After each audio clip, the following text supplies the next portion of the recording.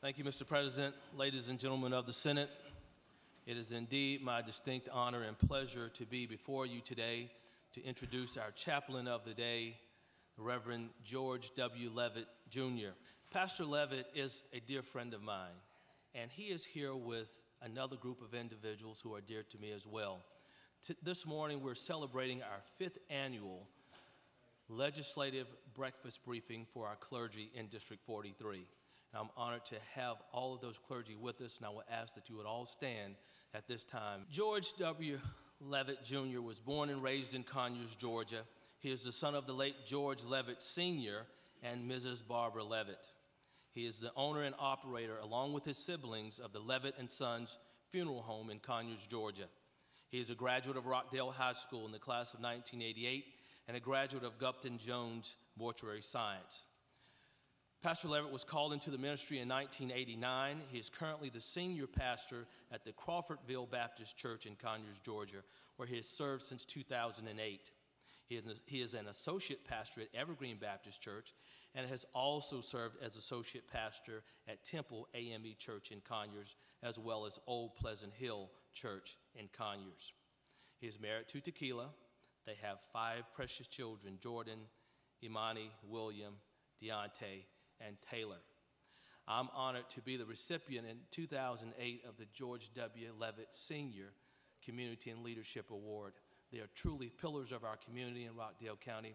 I'm blessed to call them my friend and blessed to know them. And at this time, hear a word from the Lord from Pastor George W. Levitt, Jr. Thank you. Thank you, Senator Ramsey, and we do honor each of these distinguished guests that are with us today, all of our senators, and to all that have come today. As I share with you today, as a familiar scripture that I would like to put to your thought, it is in the book of Jeremiah, the 5th chapter, the 1st verse. It says, "Run ye to and fro through the streets of Jerusalem, and see now and know and seek in the broad places thereof. If you can find a man, if there be any that executeth judgment, that seeketh the truth, and I will pardon it."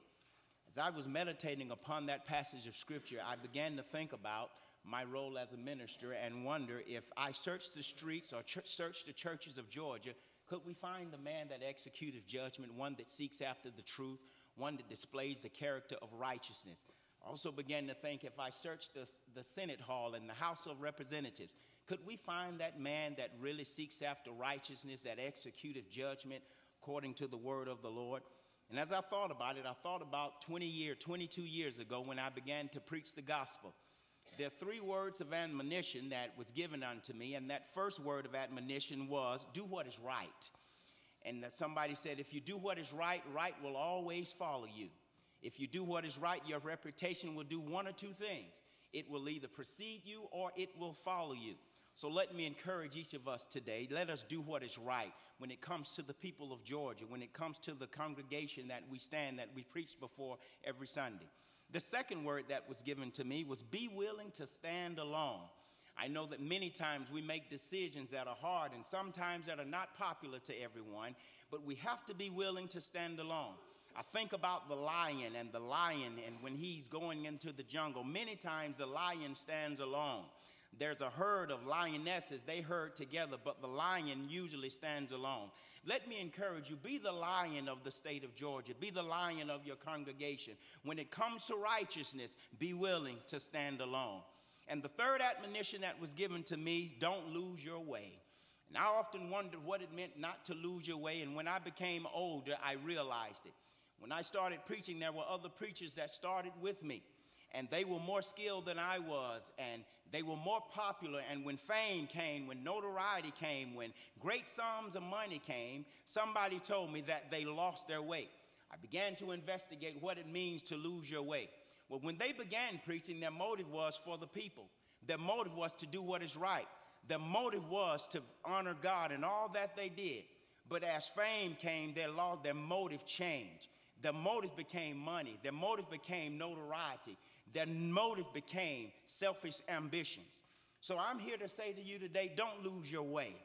And in not losing your way, I'm reminded of what Abraham Lincoln said in his Gettysburg Address, the last paragraph. And this is what Abraham Lincoln said, that this nation under God shall have a new birth of freedom, and that government of the people, by the people, for the people, shall not perish from the earth. And I am here to say today that if we are going to do what is right, then we must remain a government of the people, by the people, and for the people. If we're not going to lose our way, then our motive and our focus must be about the people. When I travel the streets of Atlanta, I've never seen a poor Democrat or a poor Republican. I only see poor people.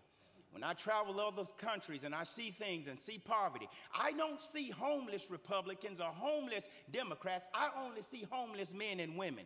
When I visit the hospitals and I see sick people, it's not about their party affiliation. It's only sick people. If we get the eyes of God back and we see people for who they are, then we can be what Abraham Lincoln said, that we can be a government for the people, a government by the people, a government of the people. And I say this to you today as I get ready to close and pray.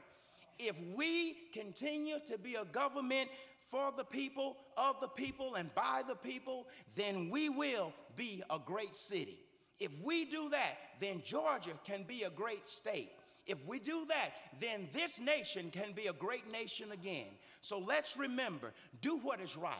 Don't lose your way, and be willing to stand alone.